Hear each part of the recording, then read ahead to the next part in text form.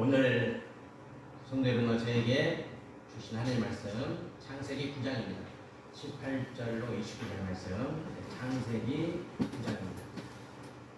구약성경 11페이지가 되겠습니다. 창세기 9장 18절에서 29절 말씀입니다. 제가 18절 말씀을 먼저 봉독합니다. 방주에서 나온 노아의 아들은 셈과 함과 야벳이며 함은 가나안의 아버지다.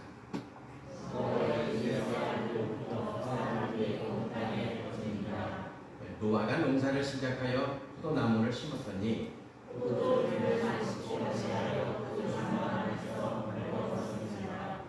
가나안의 아버지 함이 그의 아버지 하체를 보고 밖으로 나가서 그 형제에게 알리매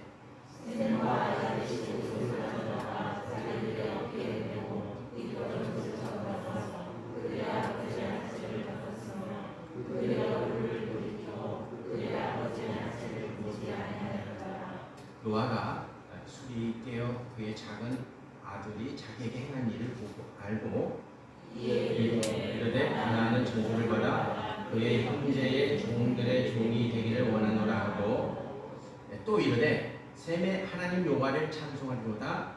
가나안은 셈의 종이 되고 하나님이 야벳을 장대하게 하사 셈의 장막에 거하게 하시고 가나안은 그의 종이 되게 하시기를 원하노라 하였더라. 홍수 후에 노아가 350년을 살았고 그의 나이가 950세가 되어 죽었더라. 아멘. 고구려 벽화를 보여드리겠습니다. 고구려 벽화.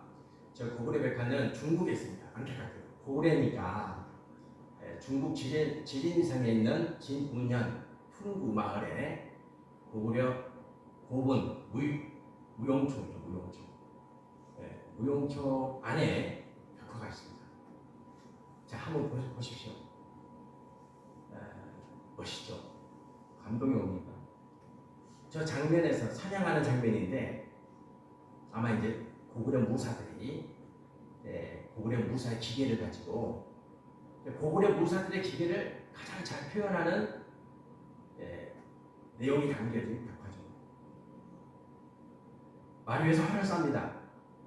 말 위에서 사자 또 사슴 이렇게 사냥하고 있는데 어떤 모습이 탁월합니까? 저 장면에서 우측 상단 보세요. 어떻게 활을 쏩니까? 뒤로 말을 타고 몸을 틀어서 뒤로 활을 쏴요. 탁월한 저 기술이 있었기 때문에 고구려가 1000년 가까운 시간 동안에 고구려라는 제국을 이끌어낼 수가 있었어요. 저런 능력이죠. 말을 타고 몸을 돌려서 활을 쏘서 호랑이를 잡고 사슴을 잡을 수 있는, 그러니까 말을 자유자재로 다스리는, 말을 자기 마음대로 도구 삼아서 활용할 수 있는 그 탁월한 능력, 그것이 온몸에 배어 있었기 때문에 고구려라는 제국이 그 오랜 시간 동안 유지될 수가 있어요.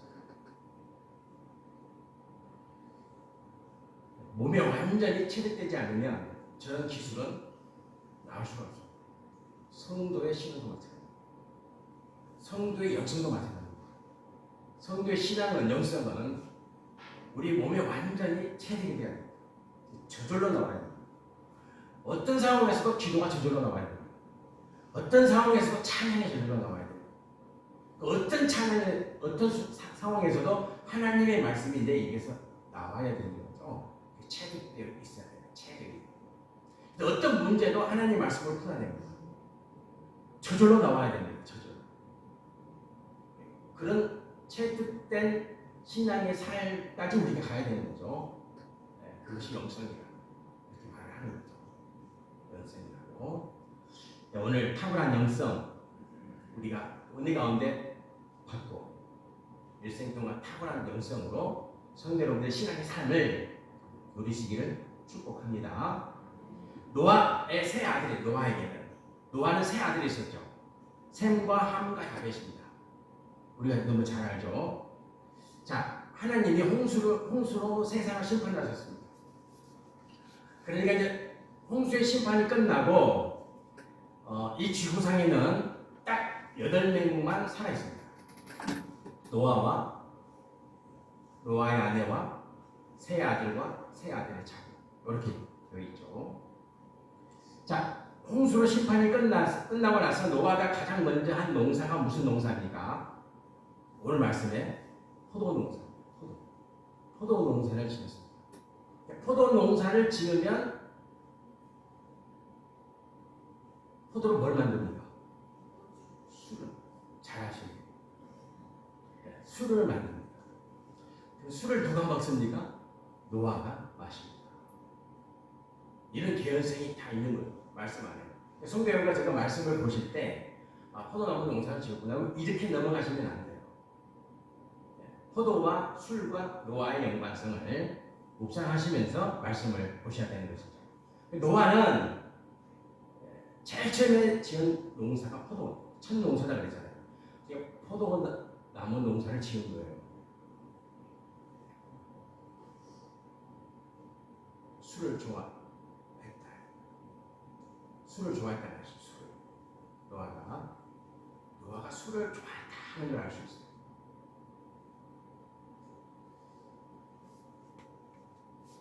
노아가 술을 좋아합니다.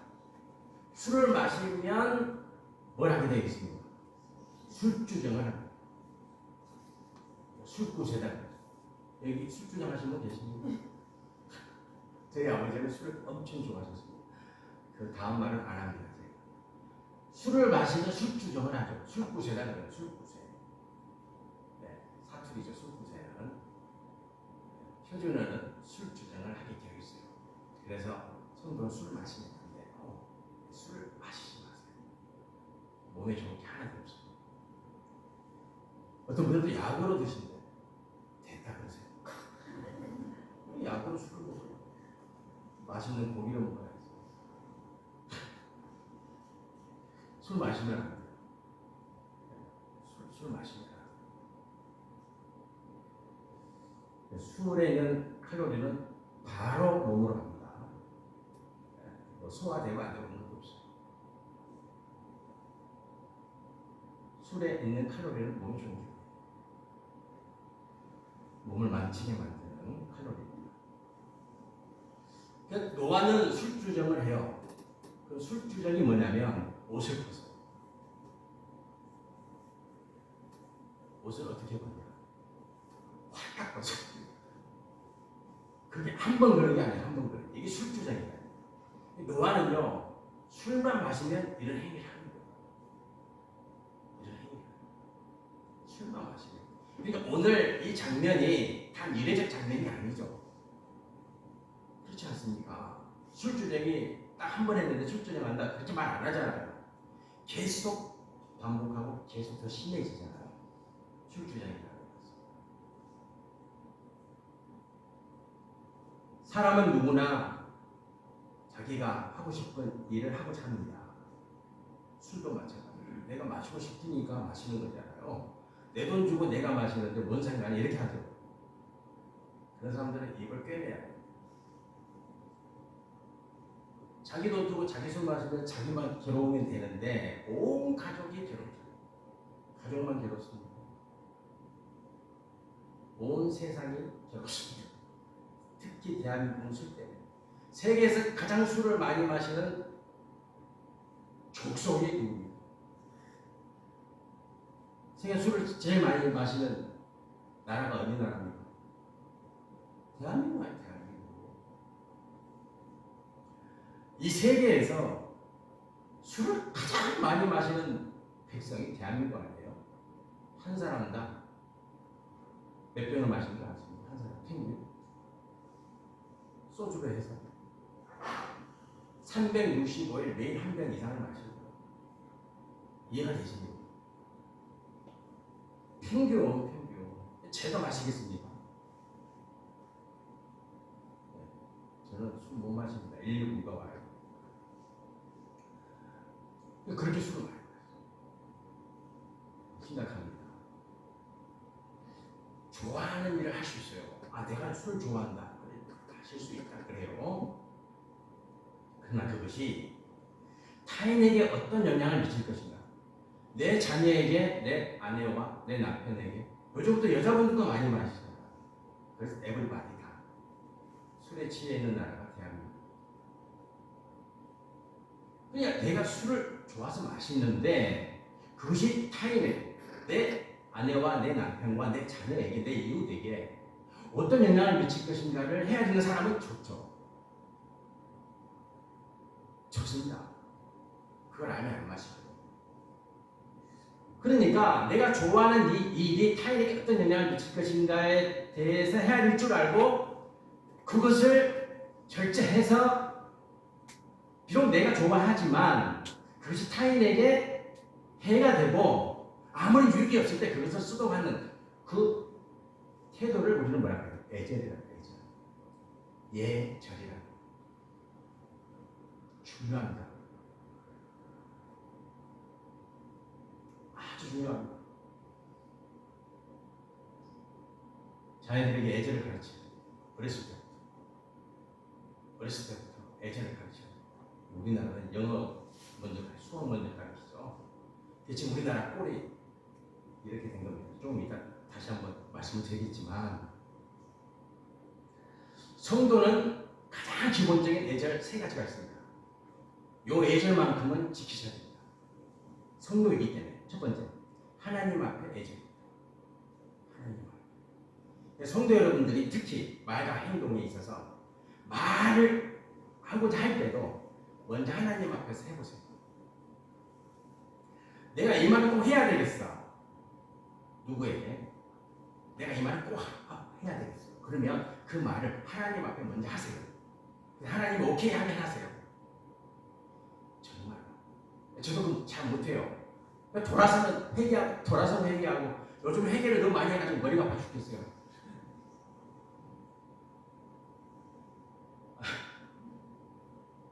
회개를 많이 해가지고 제가 지금 머리가 아파요.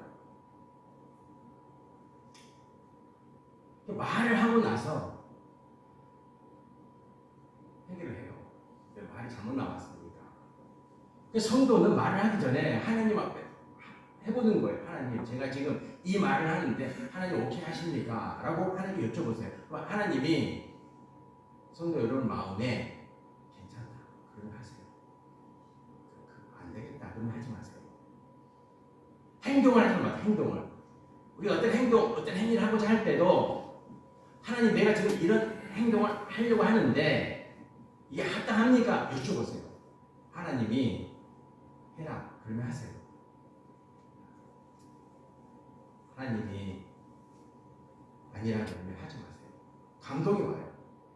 하나님이 해라 이렇게 하는 게 아니라 여러분 마음에 감동이 와요. 하나님 앞에 내가 할 말을 하나님께 먼저 여쭙고 내가 할 행동을 하나님께 먼저 여쭈면 하나님은 감동을 주세요. 여러분의 마음에 감동을 주신다니까. 그게 하나님의 사인이에요. 어떤 분은 또 아무 말씀이 안 계실 때 그런데 머리 아파요. 감동을 주신다니까. 마음에. 두 번째 애절은 교회에 대한 애절입니다. 교회에 대한 애절. 교회는 마땅히 은혜의 공간입니다. 그래서 성경과 제가 주일이나 성전에 다 올라오실 때 은혜를 사모하는 마음을 가져야 돼요. 은혜를 사모하셔요. 은혜만 사모하는 마음을 가지셔야 됩니다. 하나님 내가 은혜 받기를 원합니다.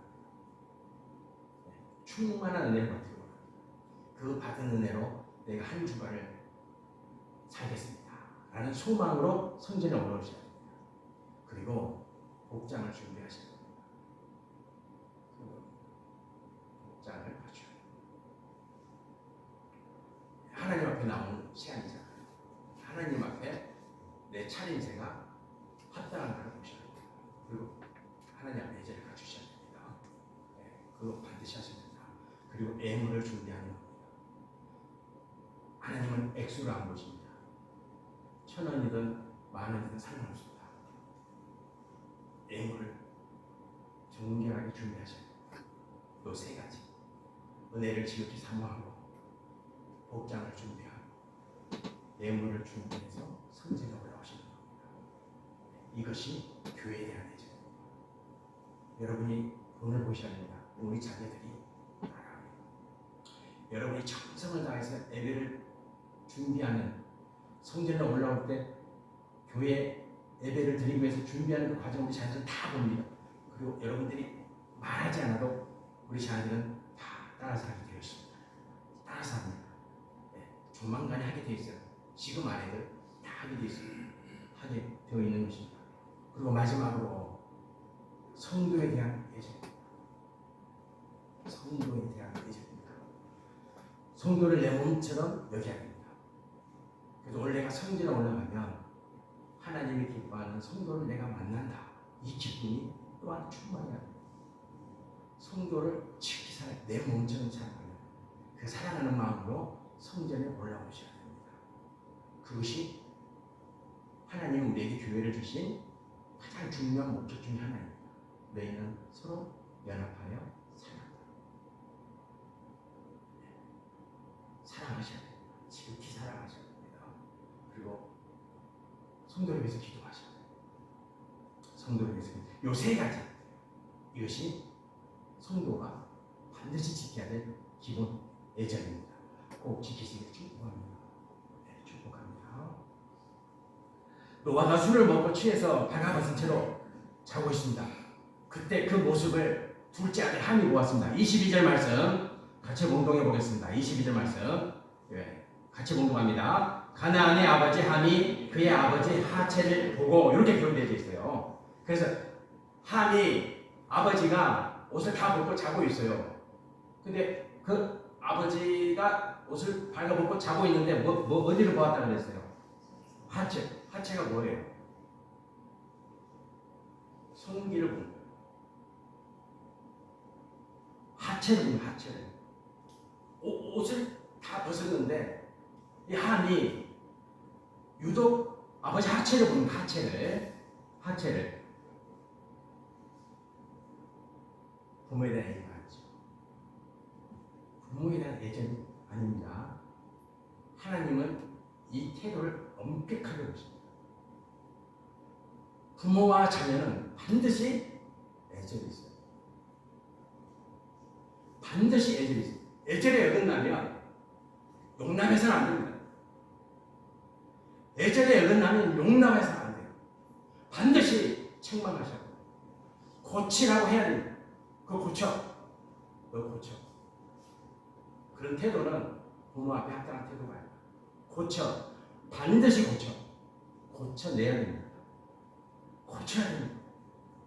아이고 예쁜 내 새끼, 그래 뭐 언젠가 고쳐야지. 절대 안 고칩니다. 안 고쳐. 반드시 고쳐야 됩니다. 그거 고쳐라. 부모 앞에 그런 애절을 못 지키면 세상에 나가서 누구한테 애절을 지켜요? 반드시 부모와 자녀들 사이에는 예의가 있어요. 반드시 있어야 돼요. 애절이 아니면 책망을 해서 꾸짖음을 해서 아니면 회초리를 들어서 애절 있는 자녀로 만들어야 돼요. 그 부모의 가장 큰 역할입니다. 22절 말씀 같이 한번 봉독해보세요. 다시 한번 봉독합니다. 끝까지. 가나안의 아버지 함이 그의 아버지 하체를 보고 밖으로 나가서 그의 두 형제에게 알리매. 여기서 이제 알리매라는 말씀이 나오는데 히브리어로 알리매라는 와약게드라는 오른쪽에서 읽으셔야 됩니다. 우리 어순이 반대로 읽는 순서가 와약게드입니다. 이 와약게드는 무슨 의미냐면 자세히 설명했다는 거예요. 아버지 하체를 보고 와서 그 아버지에 대해서 평가를 하는 거예요. 자세히 이야기를 하는 거예요. 자세히 이야기할 게 뭐가 있어요? 자세히 이야기하는 거예요. 아버지 하체를 보고 와서. 와약게드는요, 해설하다, 정확하게 설명하다, 이런 의미가 됩니다. 그래서 하나님이 함에 대해서 심판하시죠. 아니 아버지가 어떻게 아들을 존재합니까? 그러나 이 말은 하나님의 심판이에요. 자, 25절 같이 공부해 보겠습니다. 25절 이에 이르되 가나안은 저주를 받아 그의 형제의 종들의 종이 되기를 원하노라 하고. 아멘. 아버지가 둘째 아들 함을 저주하죠. 이 저주는 아버지의 저주가 아니라 하나님의 저주예요.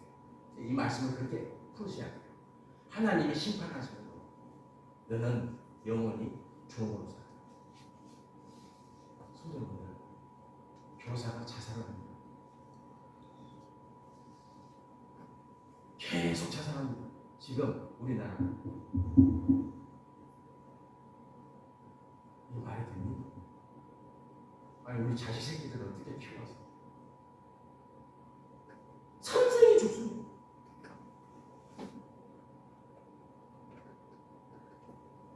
얼마나 괴로우면 스스로 목숨을 끊겠어요.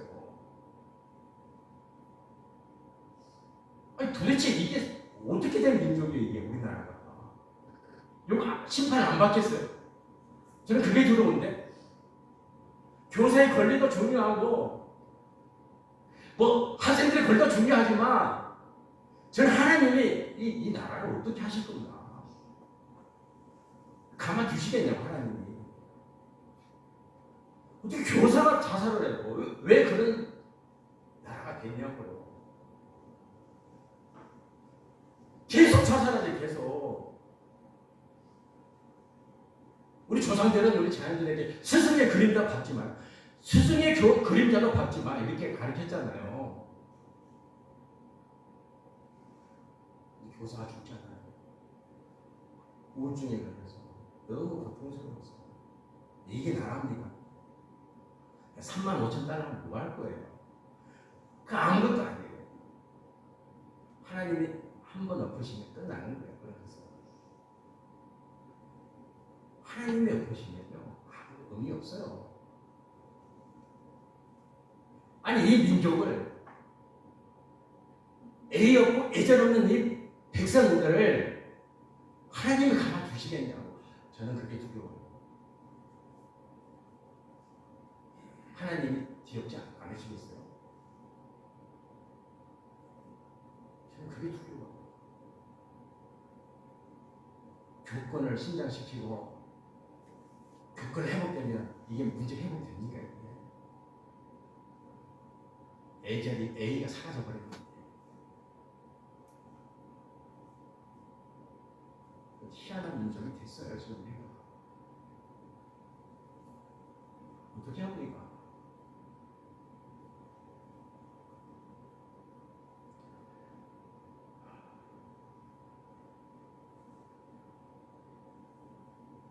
함을 통해서 첫째와 막내가 이야기를 들었어요.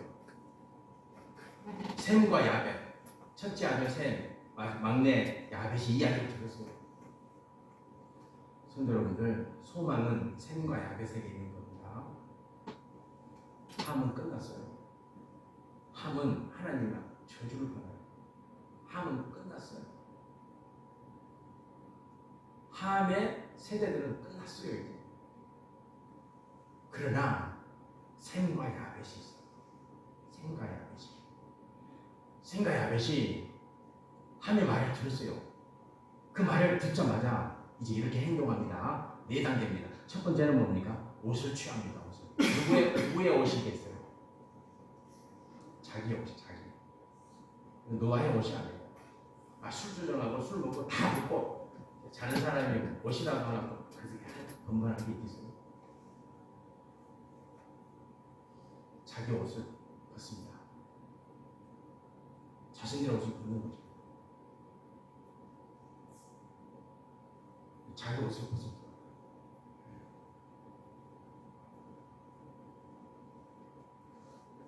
이 문제를 내가 풀어야지 이런 태도가 있습니다. 성도 여러분들, 누가 풀어요? 선생님이 자살하고 또 자살할걸요? 계속해서 두고 보세요. 또 자살해요. 끝날 일이 아니죠. 교사를 그만둬야죠. 다 그렇게 잘 가르치는 부모들이 가르쳐야죠. 본인 자식 새끼들 자기들이 가르쳐야죠. 같이 보내지 마.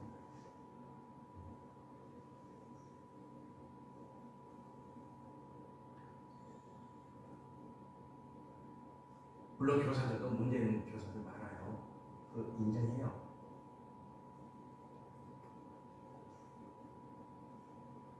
그러나 자녀를 좀 학부모된 우리는 달라야 된다.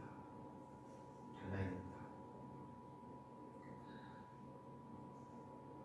문제는 우리 자신들이 풀어야 됩니다. 우리 자녀들은 어떤 상황에서 애절을 갖춘 자녀들로 키워내야 됩니다. 그것이 자기 옷을 벗는다는 의미입니다. 자, 옷을 벗어서 어떻게 합니까? 어깨 위에 올립니다. 어깨 위에. 이 말씀이 그냥 기록된 말씀이 아니에요. 성도 여러분들, 구약 시대에 제사장들이 하나님의 법궤를 어디에 맸어요? 어깨에 맸어요. 이렇게 안 들었다고 들을 수도 있어요. 이렇게 들고 갈 수도 있어요. 법궤가 뭐 얼마나 무겁겠어요. 하나님은 반드시 네 어깨에 매라 그래요. 어깨에 매라. 왠지 아십니까?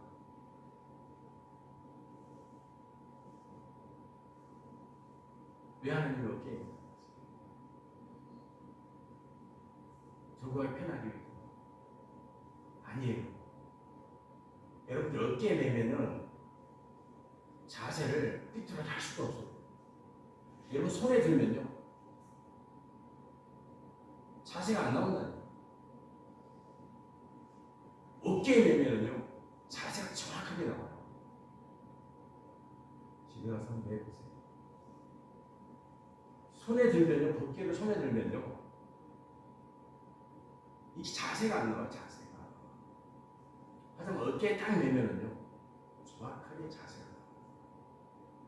정확하게 자세가 나와요.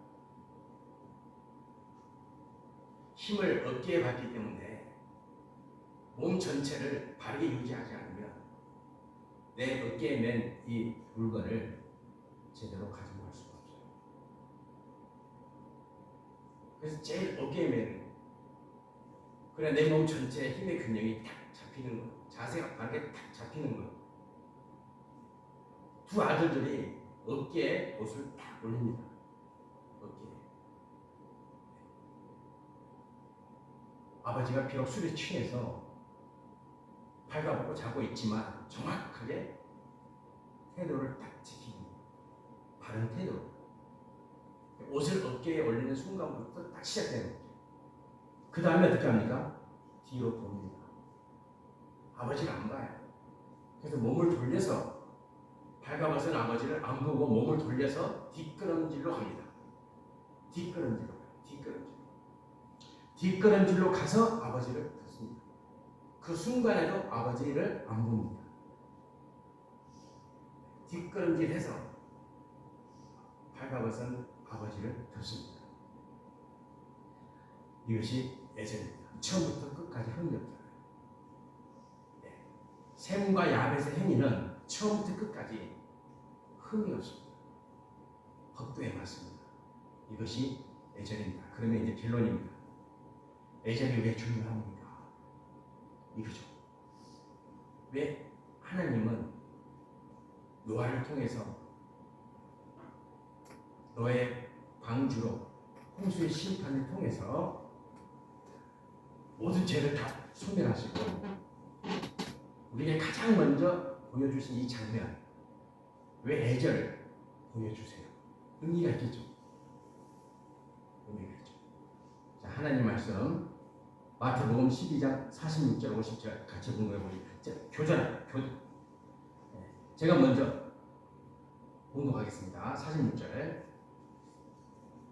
예수께서 우리에게 말씀하실 때에 그의 어머니와 동생들이 예수께 말하려고 밖에 섰더니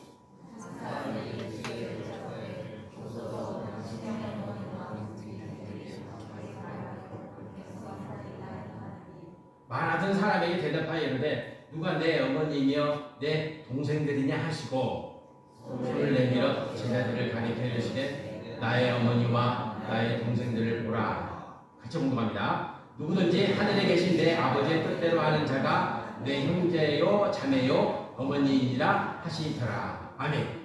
이 말씀이 복음서에 기록되어 있어요. 이 말씀 왜 중요해요? 중요한 게 기록된 거 아니에요. 만일에 예수님이 이 자리에서 많은 사람들 앞에서 내 어머니 마리아입니다. 그리고 내 동생 시몬, 요셉, 야고보, 유다입니다. 여러분들 내 어머니입니다. 그렇게 하면요 십자가 낼 수 없어요. 그걸 보실 줄 아셔야죠. 성도 여러분들, 저분은 애절이니까 그 사람은 사명을 감당할 수 있어요. 사명이 왜 중요합니까? 애절이 왜 중요합니까? 애절이 있어야 사명을 감당해요. 애절이 없는 인간은 사명자가 될 수 없습니다. 애절이 없는 성도는 십자가 질 수 없습니다. 정확합니다. 그래서 예수님은 저렇게 말씀하십니다. 누가 내 어머니요 내 형제요 내 자매냐? 누구든지 하늘에 계신 아버지 뜻대로 하는 자가 내 형제 내 자매 내 어머니다. 이 말씀하셨기 때문에 사명을 감당하십니다. 자, 한 말씀 다시 한번 공부해 보겠습니다. 요한복음 19장 십자가 상에서 하신 말씀이에요. 25절에 27절 우리 같이 한번 공부해 보겠습니다. 예수의 십자가 곁에는 그 어머니와 이모와 글로바의 아내 마리아와 막달라 마리아가 섰는지라. 예수께서는 자기의 어머니와 사랑하시는 제자 곁에 서 있는 것을 보시고 자기 어머니께 말씀하시되 여자여 보소서 아들이니이다 하시고 또 그 제자에게 이르시되 보라 너 어머니라 하신대 그때부터 그 제자가 자기 집에 모십니다. 아멘. 예수님은요 십자가에서 운명하시는 그 순간에도 내 어머니가 말 안 해요. 누구의 어머니다? 너의 어머니. 예수님은 십자가 상에서 물과 피를 다 쏟고 이제 곧 죽으시잖아요. 그때도 예수님이 너 어머니 그리고 마리아가 뭐라고 합니다. 여자를 벗었어. 마지막까지. 그래서 저 모습이 귀여워. 어머니 그러면 끝나요. 아예 못해요. 못하는 거예요. 십자가 못 지십니다. 질 수가 없죠. 예수님의 애절입니다. 하나님 앞에서 예수님은 당신의 애절을 지키십니다. 그래서 사명을 완수해내시죠. 다시 한번 25절 말씀을 공독해 보겠습니다. 경책의 말씀을 삼습니다. 25절 가나안은 저주를 같이 공독합니다. 25절 가나안은 저주를 받아 그의 형제 종들의 종이 되기를 원하노라. 아멘. 이 말씀은 너는 사명자가 될 수 없어. 너는 하나님의 기쁨이 될 수 없어. 그 말씀이죠. 사명자에서 누락된 겁니다. 대신에 셈과 야벳을 봅시다. 자, 26절, 27절 같이 공독해 보겠습니다. 셈의 하나님 여호와를 찬송하리로다. 하나님이 야벳을 창대하게 하사. 아멘. 네, 이거죠. 하나님을 찬송하는 자, 창대케 되는 자. 이 말씀 무슨 말씀이냐면 사명자가 되는 하나님의 영광을 증거하는 사명자가 되었다. 이 말씀. 창대란 말이 잘못 사살하다는 말이 아니에요. 부자가 됐다면 그런 말 아니에요. 네, 그런 말 아니에요. 하나님의 사명자가 돼요.